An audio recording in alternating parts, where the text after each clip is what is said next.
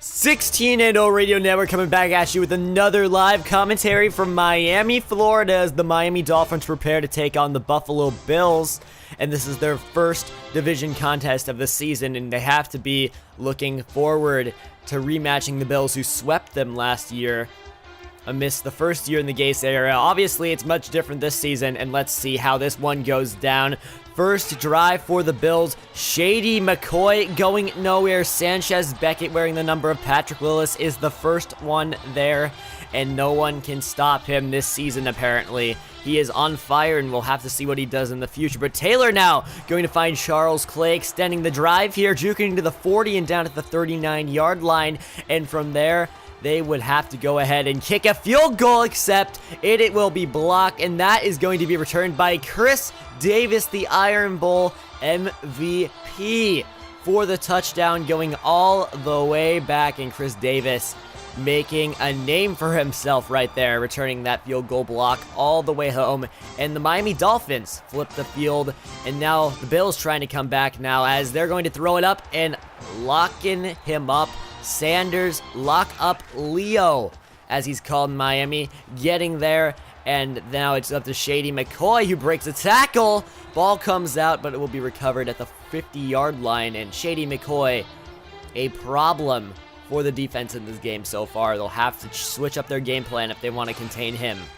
Now Taylor giving it back to McCoy, and here he goes, not going to contain him this time, is Shady going to go all the way, Need for Speed, and gone like a girl in a country song, or my father, whatever you want to say, and it will be a touchdown for the Buffalo Bills as they cut Miami's lead to only 3 points. But here is Osvo Roosevelt, the president, can change things, make Miami great again, going down the 49-yard line, leading 10-7 still, and Sheldon Young breaking some tackles, showing the power, big, young, and country strong, down to the 31-yard line. I just stole so many punchlines from Aaerios. I don't really care, though, because here it goes, and David Johnson with the wheels, and he's going to go airborne there, down to the 13-yard line.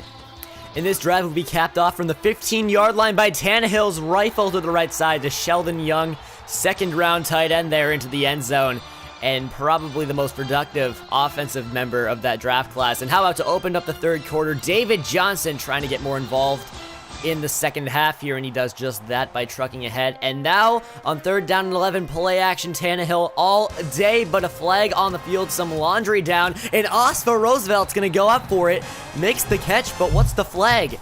Signals are pointing towards Miami, and they're gonna get Philip K for holding, it looks like.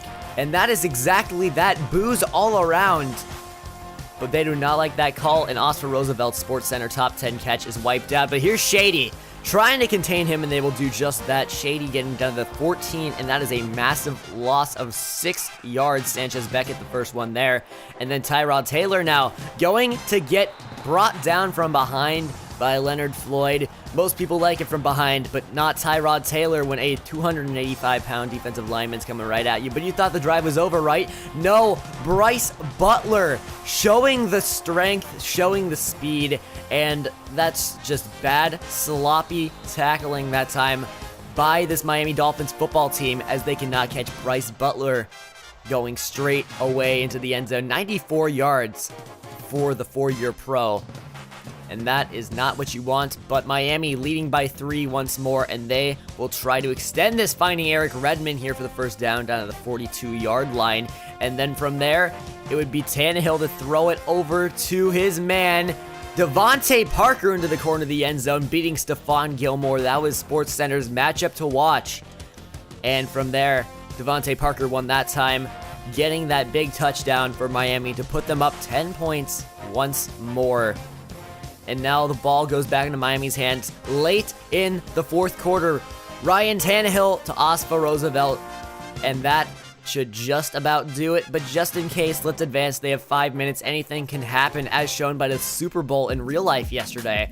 But here goes Tyrod Taylor's sack, fumble, and this one, folks, is all but over.